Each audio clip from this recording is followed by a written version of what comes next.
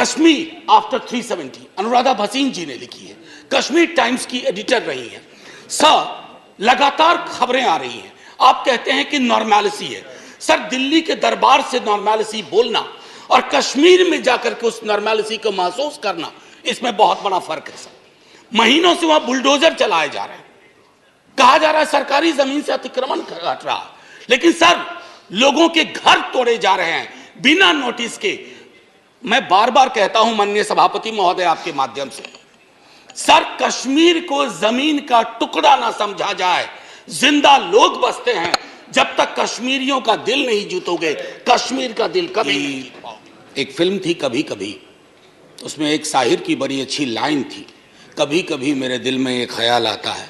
तो बाकी जो आगे है वो नहीं कहूँगा क्योंकि संदर्भ दूसरा है, लेकिन कभी कभी मेरे एक दिल में एक ख्याल आता है कि राजनीतिक जिंदगी में अगर हमारी महामहिम राष्ट्रपति खुद से अपना स्पीच लिखने लगे, अभिभाषण, तो शायद ये स्तुति गान ना होता जो इतने पन्नों का मिला है।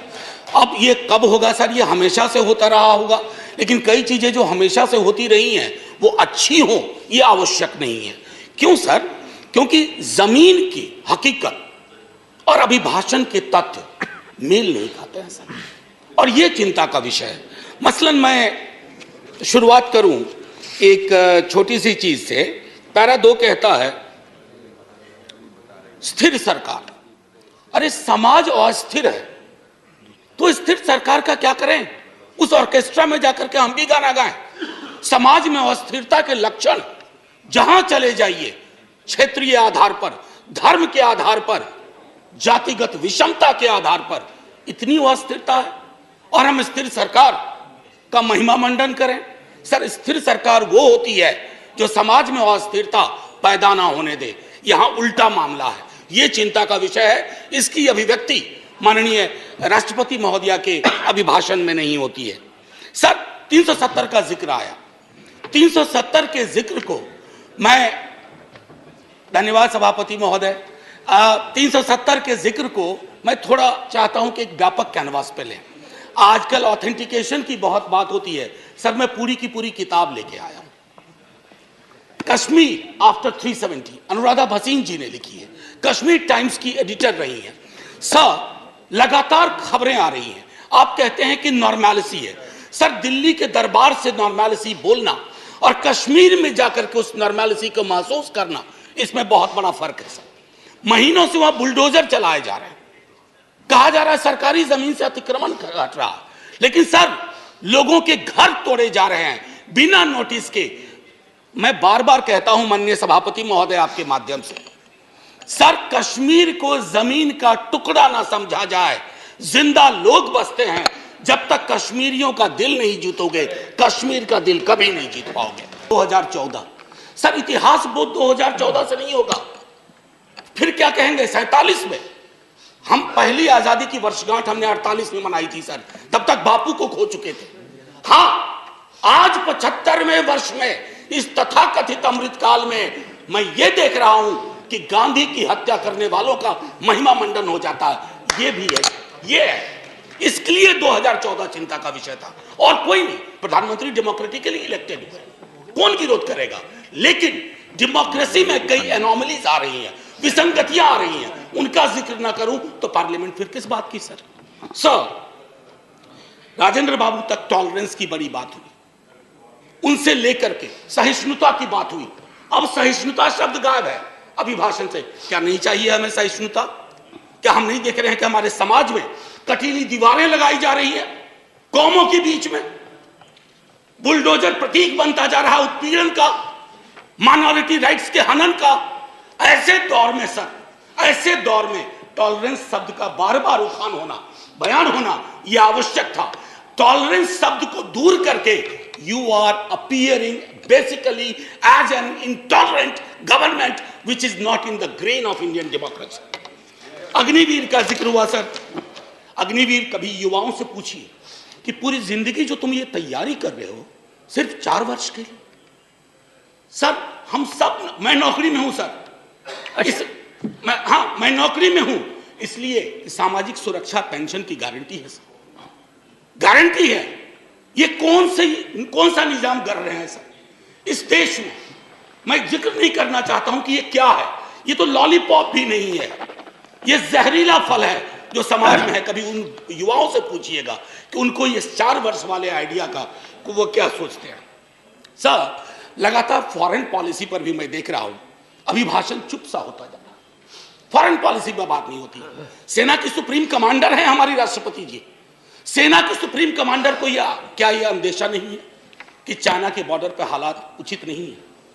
मैं माननीय रक्षा मंत्री के बयानों को सुनता हूं तो चिंता होती है, लेकिन डिनायल है, डिनायल है सरकार की तरफ से। एक पड़ोसी के लिए तो लाल आंख निकाल देते हैं, दूसरे पड़ोसी के नाम पर आप चुप हो जाते हैं। Honorable member, security is a very sensitive subject, and you are a professor.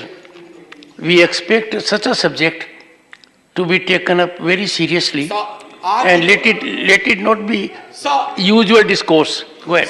Sir, I am a student of political science and history. In 1962, when India was at war with China, we had debated that in this parliament. Sir, national security, definition of national security is not the core prerogative of the ruling party. We are equally concerned.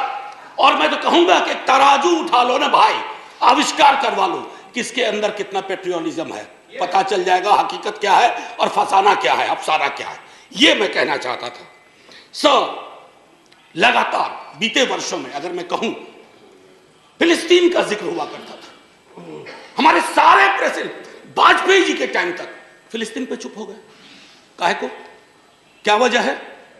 क्या हम अपनी विदेश नीति में ये ताकत नहीं पैदा कर सकते कि oppressed community anywhere will shall have our concern?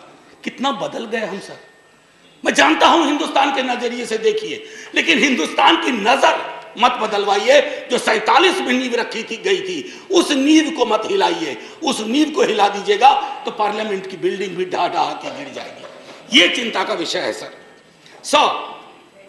Judiciary, उसके बारे में भी जिक्र था। जुडिशियरी पर आजकल मैं देख रहा हूं 2 चम्मच सुबह 2 चम्मच शाम के हिसाब से बयान आते रहते हैं सरकार की ओर से। साहब, हम सब जानते हैं कि जुडिशियरी में रिप्रेजेंटेशन होना चाहिए। हमारा दल, राष्ट्रीय जनता दल और हमारे नेता लगातार कहते रहे कि वंचित समाज SC ST OBC का जब तक प्रतिनिधित्व नहीं होगा, न्यायपालिका और न्यायालय दूर रहेंगे हमसे। लेकिन सर, मामला अब बेसिक स्ट्रक्चर पर आ गया और बयान ऐसे आ रहे हैं जिनको न मौलिक की समझ न संरचना की समझ। बेसिक स्ट्रक्चर पर मैं तो और किसी को नहीं कहूंगा, आप आडवाणी जी को देख लीजिए, उनको पढ़ लीजिए, पता चल जाएगा। माननीय प्रेसिडेंट साहिबा के बयान में जातिगत बहुत बातें हुई, SC ST OBC। सर, पूरे देश में एक लहर चल रही है जातिगत जनगणना की। आपके भी लोग अब बोलने लगे हैं, सत्ता पक्ष के। सर, मैं 12वें मिनट पे खत्म कर दूंगा, हालांकि 2 मिनट आपको जोड़ना भी था सर, माफी के साथ। मैं सिर्फ ये कहना चाहूंगा सर कि जातिगत जनगणना के लिए सरकार, आपका कोई नुकसान नहीं होगा। मैं आपको यकीन दिलाता हूं, थोड़ा फायदा होगा। हकीकत देखिए कौन कहां खड़ा है, इसलिए बिहार में हम सर्वेक्षण करवा रहे हैं। प्रेरणा लीजिए ताकि जिनका हक, जो वंचित रहे हैं।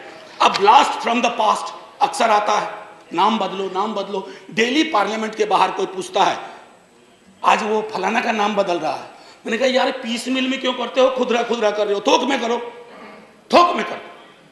अभी मंत्रिमंडल का विस्तार शायद होगा, एक मंत्रिमंडल बनाओ, नाम बदलो मंत्रालय, एक साथ बैठ करके एक बार में हिसाब कर दो। अरे साहब, नाम बदलने से इतिहास बदलता ना, तो नाम बदलने वाले खुद बदल गए, इतिहास नहीं बदला। हड़प्पा की सभ्यता से लेकर जो कुछ आज तक हुआ इस मुल्क में, वो हमारी धमनियों में है, किसी को कमतर मत दिखाइए। और रही बात मुगलों की, आपके अंदर तो एक बहुत बड़ा मुगल है, वो भी बिल्डिंग बनाने का शौकीन था, अभी बहुत शौकीन है। खैर, एनीवे सर, मैं आखिरी टिप्पणी ये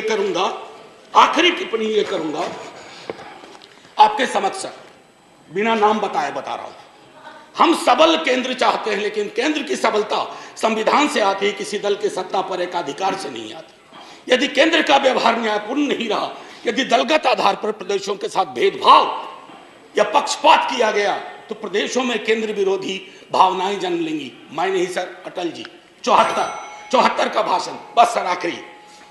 कुछ मित्रों ने इसे अनावश्यक कर्मकांड, यानी इस बहस को कर्मकांड का, मुझे तो यह सारा दृश्य प्रहसन सा प्रतीत होता है। राष्ट्रपति का अभिभाषण ही नहीं, इस पर होने वाली यह चर्चा करने वाला यह सदन, यह संसद कुछ अर्थों में बेमानी, व्यर्थ, जनजीवन से कटा हुआ, मैं नहीं अटल जी, ये हमारे लिए आईना होना चाहिए।